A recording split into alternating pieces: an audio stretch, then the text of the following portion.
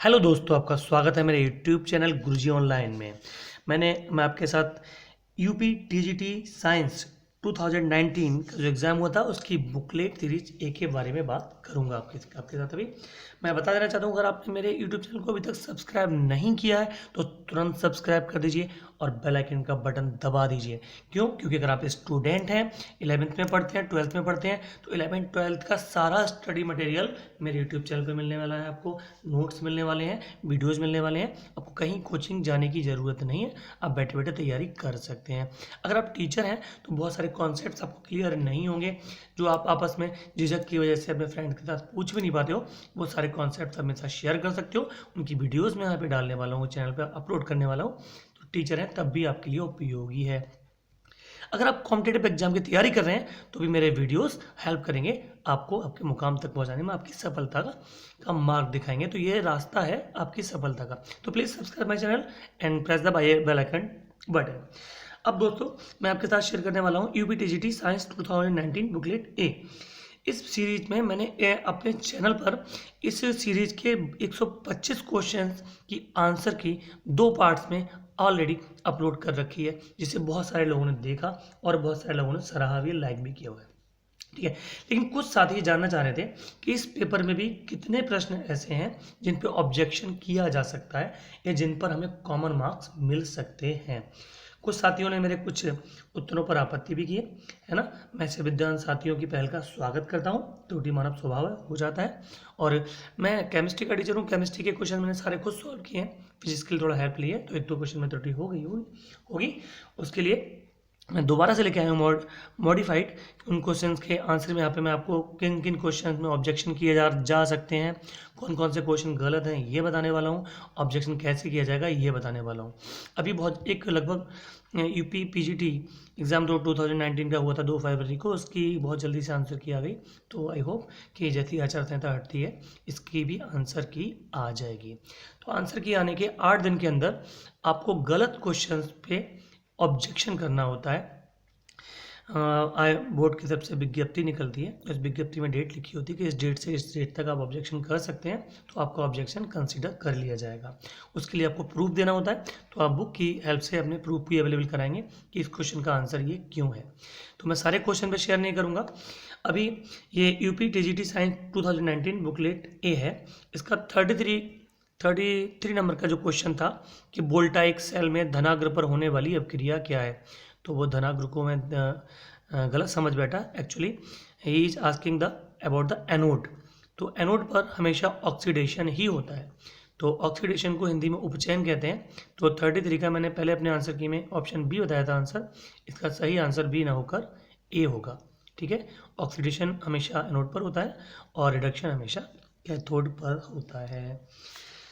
Question number 33 के बाद अगला क्वेश्चन जो था दैट वाज 38 कि पी टाइप अर्धचालक क्या होता है। तो भैया पी टाइप पॉजिटिव चार्ज नहीं होता और एन टाइप निगेटिव चार्ज नहीं होता। दोनों ही सेमीकंडक्टर जो होते हैं वो अनचार्ज होते हैं, निरावेशित होते हैं। तो इसका सही ऑप्शन जो है, मैंने पहले बी बताया था, बी सही ऑप्शन ना होकर इसका सही आंसर ए है, निरावेशित होता है 38 का। नेक्स्ट जो क्वेश्चन है हमारा कि एक निश्चित लंबाई की रस्सी का उपयोग निश्चित वेग से ऊर्ध्वाधर वृत्त में एक पत्थर घुमाने के लिए किया जाता है। रस्सी में उत्पन्न होने वाला तनाव क्या होगा। तो मैंने कुछ नेट से इसके लिए कैलकुलेशन और हेल्प लेने की कोशिश की है। तो यहाँ पर मैं आपको बता देना चाहता हूँ, इसमें ये क्वेश्चन नंबर 46 है। इस पर बहुत सारे ऑब्जेक्शन आ रहे थे और ये क्वेश्चन ऑब्जेक्शनेबल है। इस पर आप ऑब्जेक्शन कर सकते हैं, अपना प्रूफ दे सकते हैं। तो आई होप कि इसमें सभी को कॉमन मार्क्स मिलने वाले हैं। कैसे कैसे हो सकते हैं देखिएगा, सभी को कॉमन मार्क्स मिलेंगे क्वेश्चन नंबर 46 पे। नोटिस करिएगा, प्रूफ तैयार रखिएगा, जैसे ही आंसर की आती है तुरंत ऑब्जेक्शन अपना वहाँ पे लिखा दीजिएगा। देखिए, ये सर्कल है, वृत्त है, इसका केंद्र ओ हो गया, ये पॉइंट पी हो गया, ये टेंशन हो गया, टी टेंशन यहाँ से इधर हो रहा है, ये point P, this side M G. तो यहाँ पर जो पी है ये एम जी कॉस थीटा होगा, यहाँ पर एम जी साइन थीटा होगा। अब इसमें देखा गया है since speed of the particle decreases with height hence tension is maximum eight the bottom wear cos theta क्या होगा बॉटम पर 0 होगा इसलिए। अब टी मैक्सिमम जो होता है वो कहाँ होता है, प्लस एम जी करना होता है इसमें, T maximum is equal to M B square upon R plus M G it is at the bottom. ये फार्मूला मैंने नेट से निकाला है, आप इसे बुक से स्टडी कर लीजिएगा, नेट के प्रूफ मानने वाला बोर्ड नहीं है, तो आपको बुक में ये फाइंड करना होगा, जो फिजिक्स के लोग हैं वो बंदे करेंगे। टी मिनिमम कहाँ होता है, M B square upon R minus M G होता है, it is at the top. ये दोनों फार्मूले मैंने नेट से सर्च किए हुए हैं, तो आप इसे बुक में सर्च करिए और तैयार रखिएगा। 46 का C and D both answers are correct. Okay, अब मैं इसके बाद 46 का आपका हो गया। अब अगला क्वेश्चन जो ऑब्जेक्शन हमारे साथियों ने किया था, दैट इज 53। ये भी ऑब्जेक्शनेबल क्वेश्चन है और इस पर भी सभी को कॉमन मार्क्स मिलने वाले हैं। ये केमिस्ट्री का है, प्रूफ तैयार रखिएगा। मैं केमिस्ट्री का टीचर हूँ, मैं आप मांगेंगे तो मैं भी इसका प्रूफ आपको अवेलेबल करा दूंगा। आइडोफॉर्म टेस्ट के लिए ऐसे कंपाउंड जिनमें COCH3 मोइटी होती है वही दे सकते हैं, तो इसमें COCH3 वाला कोई ऑप्शन ही नहीं है, यहाँ पे मिसिंग है, यहाँ H होना चाहिए था। ऑप्शन ए मान सकते हैं लेकिन ये गलत है, सही ऑप्शन वास्तव में चारों में से एक भी नहीं है। तो 53 क्वेश्चन पर भी आप ऑब्जेक्शन कर सकते हैं और इसमें भी सभी को कॉमन मार्क्स मिलने वाले हैं। ठीक है, तो इस पास क्वेश्चन नंबर 53। अब 53 के बाद अगला जो ऑब्जेक्शन था that was on question number 60। क्या कह रहा है कि एफ फोकल लंबाई का एक अपसारी लेंस 3F फोकल लंबाई के अपसारी लेंस के संपर्क में रखा गया है, संयोजन क्या होगा। तो इसका भी आंसर मैंने कलेक्ट करने की कोशिश की है। 60, this is the question number 60, है ना। तो यहाँ पर F1 की वैल्यू जो है वो F है, F2 की वैल्यू -3F हो जाएगी, ठीक है ना, क्योंकि वो कह रहा है 60, देखिएगा अपसारी 3F फोकल लंबाई के अपसारी लेंस के रखा गया, 3F हो गया, F1F F2 -3F, तो 1/F is equal to 1/F1 plus 1/F2, 1/F is equal to 1/F1 की वैल्यू F लगा दी मैंने, F2 की वैल्यू -3F लगा दी। ठीक है, इसे सॉल्व किया, ये प्लस माइनस माइनस हो गया, 1F माइनस 1/3F, इसमें एलसीएम ले लेंगे 3F आ जाएगा, 3 - 1 क्या बचा 2/3F। बट अभी आंसर सही नहीं है, क्यों, it is the value of 1/F, 1/F is equal to 2/3F, मुझे वैल्यू F की चाहिए, तो ये पलट जाने वाला है, 3F/2 कन्वर्जेंट लेंस होगा। यानी 60 में जो आंसर था, पहले मैंने आपको ए बताया था, A is wrong answer, right answer is D, 60 का डी। ये आंसर की ए शेयर कर रहा हूँ आपके साथ में, बुकलेट ए UPTGT साइंस 2019 की, तो इसका डी आंसर ठीक हो जाएगा, डी वाला करेक्ट है। ठीक है, नेक्स्ट कुछ हमारे साथियों का जो ऑब्जेक्शन था वो है 100, क्वेश्चन नंबर 110 पर। ठीक है, क्या बोला जा रहा है इसमें कि H मीटर ऊंचाई के टावर से शीर्ष से एक पिंड को छोड़ा जाता है, उसे ज़मीन पर पहुंचने के लिए T सेकंड का समय लगता है, तो T/2 सेकंड समय में वह पिंड कहाँ था। तो मैंने इसका सॉल्यूशन भी तैयार किया हुआ है, इसका पहले मैंने आंसर B बताया था, but the correct answer is C। इसका सॉल्यूशन देखिए, मैं आपको दिखाता हूँ। 110 ये कि H is equal to half GT² होता है, X is equal to half GT²⁴। तो X जो है यहाँ पे ये मल्टीप्लाई हो गया, 2 4 8, तो X is equal to GT²/8, ये आ जाएगी वैल्यू। मुझे H/X की वैल्यू निकालनी है, तो H की वैल्यू मैंने ऊपर लगा दी, X की वैल्यू नीचे लगा दी, GT² कैंसिल हो गया, 8 ऊपर आ गया, 2 नीचे आ गया, इसे मैंने काट दिया, 2 4 जा 8, तो H/X इज इक्वल टू 4। अब मुझे वैल्यू चाहिए आएगी X की, तो क्रॉस मल्टीप्लिकेशन करेंगे, X will be equal to H/4।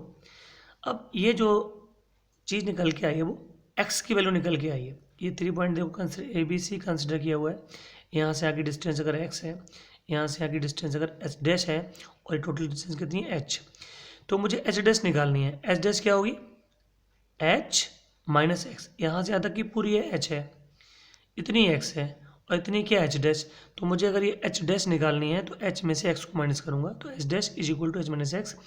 H - X की वैल्यू जो मैंने निकाली थी H/4 वो लगा दूंगा, तो H' will be equal to 3H/4। तो 110 का आंसर आ रहा है 3H/4, और 3H/4 कहाँ दिया हुआ है, ये C में दे रखा है, तो 110 का ये C वाला आंसर आपका करेक्ट हो जाएगा। पहले मैंने B बताया था, पहले वाले आंसर की मैं दो पार्ट्स में पूरे आंसर की अपलोड कर चुका हूँ, उन्हें आप देख लीजिएगा, बाकी सारे क्वेश्चन वहाँ ठीक हैं। ये इसका मैंने पहले आंसर B बताया था, but the right answer is C, इसे करेक्ट कर लेंगे आप। ठीक है, अब इसके बाद नेक्स्ट क्वेश्चन जो था दैट वाज 118। ओके, हाँ 18 ही है ये। निम्न में से कौन से यौगिक अपने विन्यास में व्युत्क्रम हो जाते हैं under go inversion in their configuration? तो इसमें क्या होता है कि नाइट्रोजन पे लोन पेयर होता है तो ये इन्वर्ट हो जाता है, तो इसमें एसिटाल्डिहाइड ना होकर ammonia will be the right answer, क्योंकि अमोनिया में नाइट्रोजन के पास लोन पेयर अवेलेबल है और इट कैन इन्वर्ट इस ज्योमेट्री। तो 118 का करेक्ट आंसर इज सी। सी इसका करेक्ट आंसर हो जाएगा। ठीक है, तो ये सारे क्वेश्चन थे जिन पे ऑब्जेक्शन हो सकते थे। तो अब मैं आपसे 2 मिनट और बात करना चाहूँगा कि कुल मिलाकर जो क्वेश्चन से निकले 2 क्वेश्चंस तो मेरी समझ में ऐसे आए हैं अभी तक कि जिन पे आप ऑब्जेक्शन कर सकते हो और 100% आपको कॉमन मार्क्स मिलने वाले हैं, जिन्हें कोई रोक नहीं सकता। इन 2 क्वेश्चंस के प्रूफ मैं आपको दे सकता हूँ। ठीक है, मैं भी आपको अवेलेबल चैनल पे करा दूंगा। अब मेरे चैनल को सब्सक्राइब कर दीजिएगा, बेल आइकन का बटन दबा दीजिएगा। अच्छा, मैं अगली बात करता हूँ कि हमारे साथी जो सब्सक्राइबर जुड़े हुए हैं सभी पीजी, ऑलमोस्ट पीजी हैं, तो सभी बहुत विद्वान हैं। आप लोग और क्वेश्चंस पे भी एनालिसिस करिएगा, क्योंकि फिजिक्स के बारे में मुझे ज़्यादा अच्छे से जानकारी नहीं है। अब देखिएगा कि कुछ क्वेश्चंस ऐसे हो सकते हैं जिनके 2 आंसर सही हो रहे हैं, 3 सही हो रहे हैं, तो आप आपस में डिस्कस करके शेयर करके और भी क्वेश्चन निकाल सकते हैं। मैंने आपको 2 क्वेश्चन ऐसे दिए हैं जिन पे आपको श्योर, पक्का कह सकता हूँ कि आपको मार्क्स मिलने वाले हैं। अच्छा, मार्क्स की एक की वैल्यू क्या होती है अभी आपको मैं बता दूं कि ये बेसिक में 68,500 वैकेंसी जो भरी गई थी, तो वहाँ पर क्या हुआ जानते हैं कि जब री इवैल्यूएशन हुआ तो 1 नंबर बढ़ने से लगभग 4000 लोगों को नौकरी मिल गई थी। तो 1 नंबर की बहुत ज़्यादा वैल्यू होती है। यहाँ तो 2-2 क्वेश्चन का मामला है भाई, तो ये 2 क्वेश्चन तो श्योर आप कर सकते हैं। चैनल को मेरे बेल आइकन का बटन दबाएंगे, आप सब्सक्राइब करेंगे, इन 2 क्वेश्चन के प्रूफ मैं अवेलेबल कराऊंगा। और बाकी आप लोग सभी विद्वान हैं, सभी मेरे साथी हैं, मैं आपका रिस्पेक्ट करता हूं। आप लोग भी और क्वेश्चन एनालाइज करिए, ऐसे गलत क्वेश्चंस मिलते हैं तो उन्हें सेलेक्ट करके रखिए।